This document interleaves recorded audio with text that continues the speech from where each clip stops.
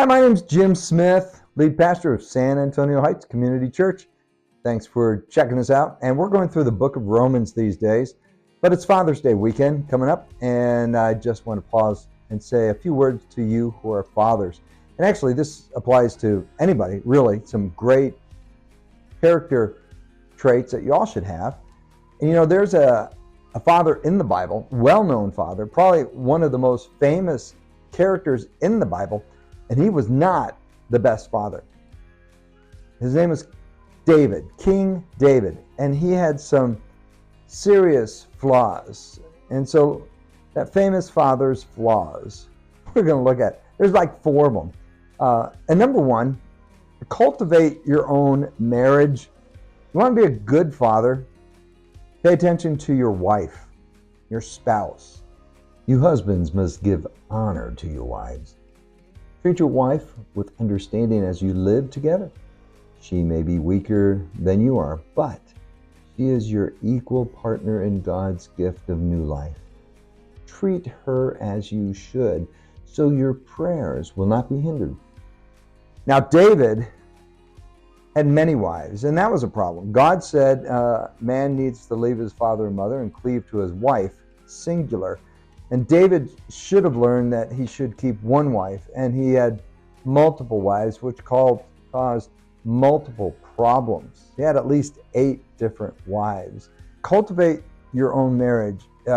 Here's just real quickly a couple things. Look at your spouse as the primary source for love, value, and respect. Talk openly with each other about bills and chores and what's problems, what are some successes, and work through the conflict. Don't just clam up. Talk through it. Work through it. You'll be stronger on the other side. Don't give up. And have fun and relaxing times. Plan those special dates. Do something fun. And guard against too much time spent apart. Vicki and I have a rule, try not to be apart more than 21 days. We've had that all of our lives, and we've maintained that. And put some sizzle in your love life so it doesn't fizzle. And then keep making positive memories. A little mystery can go a long way. So make some positive memories. And remember remember your commitment to each other. Don't give up. You made a promise. Be a man of your promise, a man of your word. Keep your promises. And then number 2, discipline appropriately. In 1 Kings 1:6, it says, now his father, King David, had never disciplined him at any time, even by asking, why are you doing that? Adonijah had been born next after Absalom, and he was very handsome. It appears that David didn't discipline Amnon for raping his half-sister. He didn't discipline Absalom for killing Amnon. Brought Absalom back later on, didn't talk to him, didn't have a discussion. He lacked that discipline. Some principles. Start early. I mean, when the little kid, a little flick on the finger, just make sure that they know they disobeyed you and there are punishments. Make sure your rules are clear, but be consistent. And if you have more than one kid, discipline the right kid.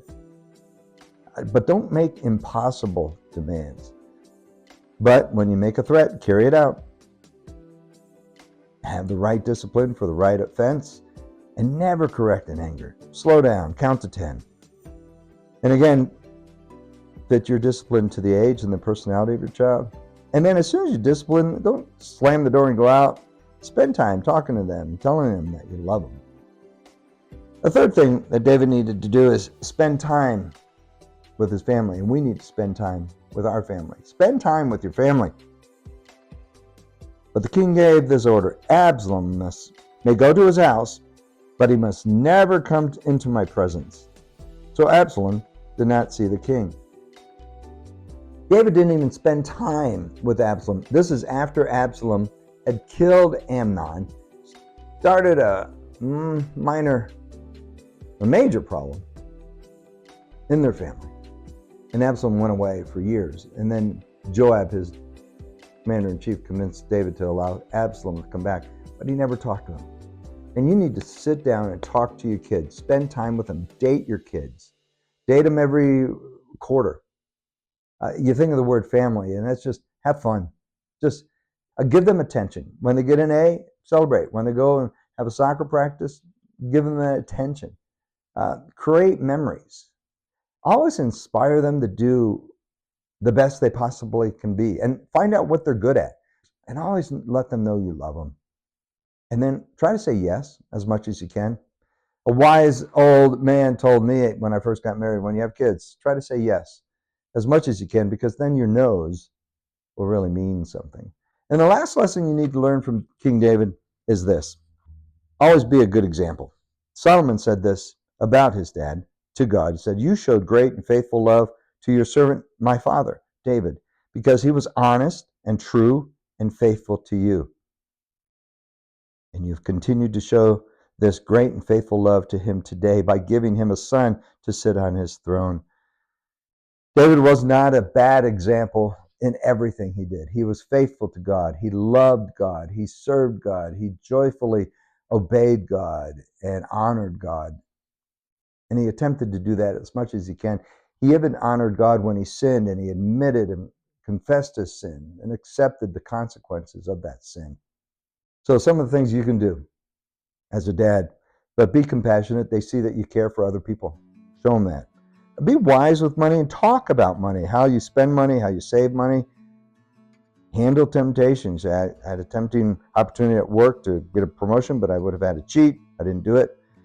And give them the value of hard work. Finish a project. Work to get it done and do it well. The value of hard work. And the strength to stand alone. You might not always have people that can do that. And you say, this is right, I'm going to stand alone and do what's right.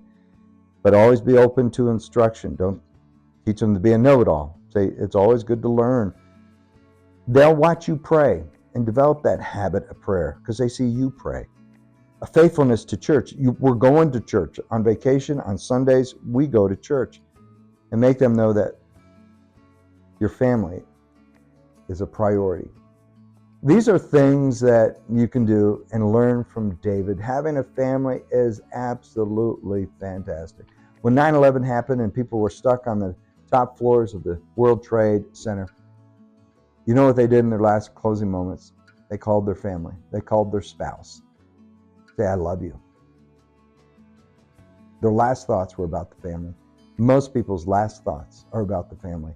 Don't wait until the last dying moments of your life to think about your family. Think about your family. Think about your spouse. Spend time. Make them a priority. Show them that you love them. They are a gift from God. So use your time wisely. Happy Father's Day. Bye-bye.